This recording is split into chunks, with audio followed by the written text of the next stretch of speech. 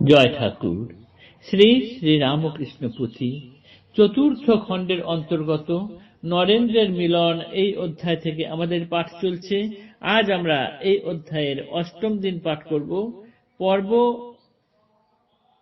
506, পৃষ্ঠা সংখ্যা 331। এর আগের দিনের পাঠে আমরা দেখেছি নরেন বয়সে অল্প হলেও তার যে জ্ঞানের ছটা, সেখানে বয়স্ক মানুষও তার কাছে হার মেনে যান। বড় বড় শাস্ত্রবিদ তার কাছে এসে বিচার বুদ্ধিতে তর্কে হেরে যান। তখনও পর্যন্ত তার বেদান্ত পাঠ হয়নি, কিন্তু বেদান্তের সারমর্ম যার যেন অধীনস্থ হয়ে আছে। যে বিষয়টা পাঠই করা হয়নি, অনধিত বলতে গেলে তার অধীনেই তখন আসেনি, সেই বিষয়ে তিনি তার জ্ঞান অর্জন করে বসে আছেন। ঠিক যেমন ফুল ফোটার আগেই ফুলের সৌন্দর্য দেখা যায়, সেই রকমই স্বামীজিও সমস্ত জ্ঞান ধারা নিয়ে বসে আছেন যেন, এবং তিনি কোনো কিছু নিজের জীবনে বিচার বিশ্লেষণ না করে গ্রহণ করতেন না।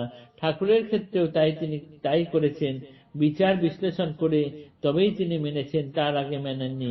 কেননা কোনো কিছু জিনিস গ্রহণের ক্ষেত্রে বা বিচার বিশ্লেষণের ক্ষেত্রে তিনি যখন নামতেন, তখন বিপরীত দিকে যারা থাকতো তাদের তিনি পরোয়াই করতেন না। বীর শ্রেষ্ঠ হাতে ধনু তুনপূর্ণ বান, স্বভাবে উন্নত মন সুকৌশল বান। আর বিচার সমর ক্ষেত্রে যারে আক্রমণ, তরায় বিলম্বে কিবা তাহার পতন।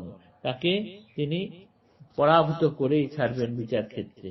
এই অবধি গতদিন পাঠ করেছিলাম। পরের অংশ আজ পাঠ করছি। প্রভু ভক্তে শ্রী প্রভুর এতই বৈভব, সহজে সম্পন্ন করে যাহা অসম্ভব।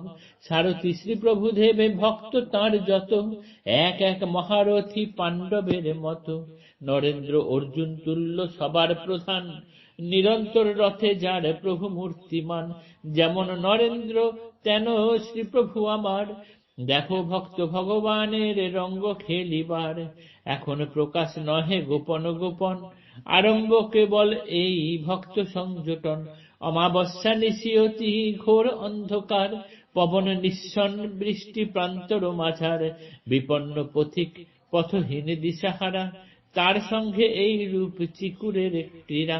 প্রথমে তেমতি খেলা হয় ভক্ত সনে, অকুল অপার ভব সিন্ধুর তুফানে।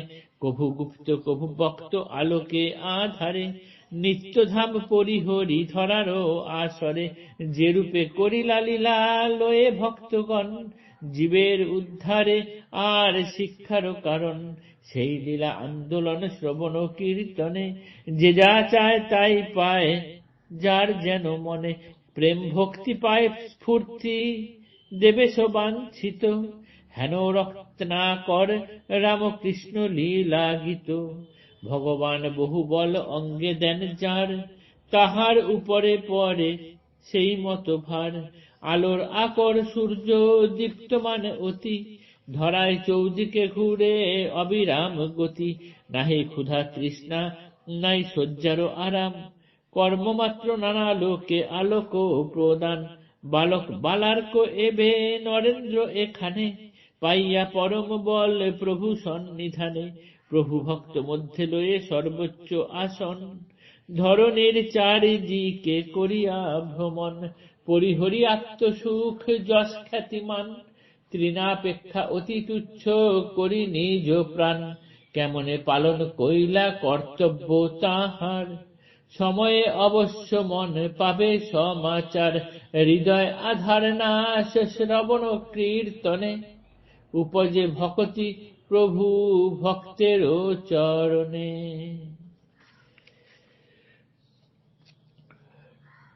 প্রভুর ভক্তের প্রতি শ্রীপ্রভুর এমনই বৈভব যে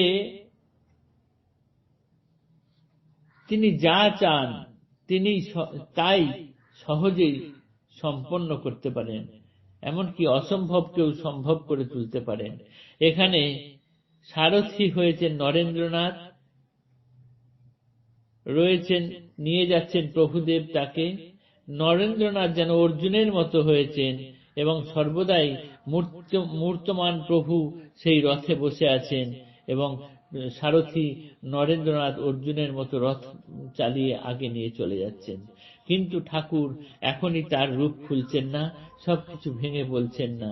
অমাবস্যার রাত্রে ঘোর অন্ধকারে পথিক যেমন পথহীন দিশাহারা হয়ে যায়, ঠিক সেরকম ঠাকুরও এই এখন নিজেকে আড়াল করে রেখেছেন, সহজে ধরা দিচ্ছেন না। কভু গুপ্ত কভু বক্ত আলোকে আধারে, নিত্যধাম পরিহরি ধরার আসরে। ঠাকুর যেভাবে ভক্তকে নিয়ে লীলা করে গেলেন, সেটি শুধু জীবের উদ্ধারের জন্য আর শিক্ষার কারণের জন্য।